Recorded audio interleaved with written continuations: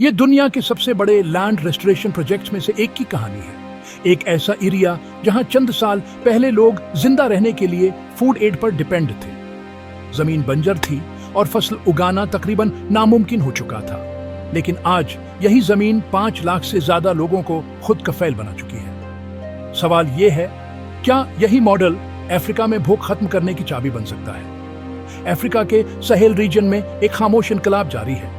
यहाँ डेजर्ट तेजी से फैल रहा था, जमीन अपनी ताकत खो चुकी थी और कम्युनिटीज मुसलसल क्राइसिस का शिकार थी। ऐसे में United Nations World Food Programme ने सिर्फ इमरजेंसी फूड देने के बजाय मसले की जड़ पर काम करने का फैसला किया, क्योंकि जब जमीन ही जिंदा न रहे तो इंसान कैसे सरवाइव करेगा। उसी सोच से जन्म लिया अफ्रीकाज ग्रेट ग्रीन वॉल ने, एक ऐसा विजन जिसका मकसद सिर्फ दरख्त लगाना नहीं बल्कि पूरे इकोसिस्टम को दोबारा जिंदा करना है। सहारा डेजर्ट के सामने एक ग्रीन बैरियर खड़ी की जा रही है ताकि जमीन को दोबारा सांस लेने का मौका मिले। निजेर में इस प्रोजेक्ट के तहत तकरीबन 5 स्क्वायर माइल्स के एरिया को रिस्टोर किया गया। 5 मुख्तलिफ विलेज ने मिलकर 1 लाख दरख्त लगाए, 20 टन ग्रास सीड इस्तेमाल किया और बंजर जमीन को दोबारा जिंदगी की तरफ मोड़ दिया। लेकिन असल चैलेंज सिर्फ पौधे लगाना नहीं था, असल मसला पानी का था। सहेल रीजन में 9 महीने शदीद खुश्क साली रहती है। जमीन इतनी खुश्क हो जाती है कि जब बारिश आती है पानी जज्ब होने के बजाय बह जाता है और फ्लोडिंग पैदा कर देता है। इसी मसले के हल के लिए यहाँ एक सदियों पुराना तरीका इस्तेमाल किया गया जिसे हाफ मून स्ट्रक्चर कहा जाता है। ये आधे चांद की शक्ल के स्ट्रक्चर स्लोप पर बनाए जाते हैं ताकि बारिश का पानी रोका जा सके और जमीन के अंदर जज्ब हो सके। उनके साथ बनाए गए जाई पिट्स ऑर्गेनिक मैटर को जमा करते हैं, जिससे मिट्टी दोबारा जरखीज बनने लगती है। दरख्त, घास और मुख्तलिफ पौधे उगते हैं, बर्ड्स आते हैं, सीड्स फैलते हैं और आहिस्ता आहिस्ता एक मुकम्मल इकोसिस्टम बन जाता है। 1 साल पुराने साइट्स में भी वाज़ेह फर्क नजर आता है, जबकि 8 साल पुराने एरियाज में दरख्त कैनोपी बना चुके हैं। जमीन ग्रीन है, पानी महफूज हो रहा है और टेम्परेचर आसपास के डेजर्ट के मुकाबले में 5 से 8 डिग्री कम है।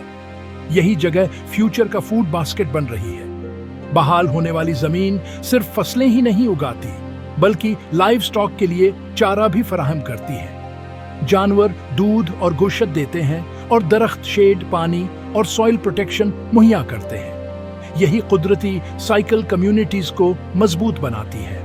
मैच्योर साइट्स पर सैटेलाइट इमेजेस जाहिर करती हैं कि एक्सपोज सॉइल तकरीबन खत्म हो चुकी है। जमीन ने दोबारा पानी महफूज करने की सलाहियत हासिल कर ली है।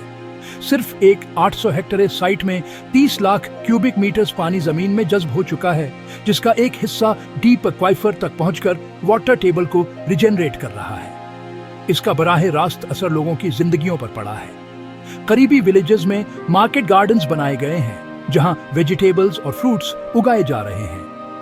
पहले जहां 10 में से 9 बच्चे मालन्यूट्रिशन का शिकार थे, अब कम्युनिटीज अपनी ग़िज़ाई ज़रूरियात खुद पूरी कर रही हैं। गुज़िश्ता 5 सालों में नाइजर में हर साल औसतन 30 लाख लोग फूड इनसिक्योर थे, लेकिन इन्हीं रेस्टोरेशन प्रोजेक्ट्स की बदौलत 5 लाख लोग लॉन्ग टर्म फूड असिस्टेंस से बाहर आ चुके हैं। ये सिर्फ नंबर्स नहीं बल्कि जिंदगियां बदलने की कहानी है।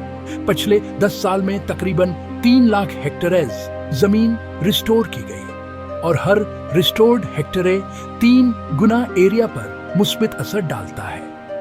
यह अभी मुकम्मल हल नहीं, लेकिन पहली बार सॉल्यूशन की स्केल मसले के बराबर आती दिखाई दे रही है। ग्रेट ग्रीन वॉल सिर्फ डिजर्ट रोकने का मंसूबा नहीं, यह जमीन को फूड बास्केट में बदलने, कम्युनिटीज को इंडिपेंडेंट बनाने और भूख के खिलाफ एक मजबूत दीवार खड़ी करने की कोशिश है।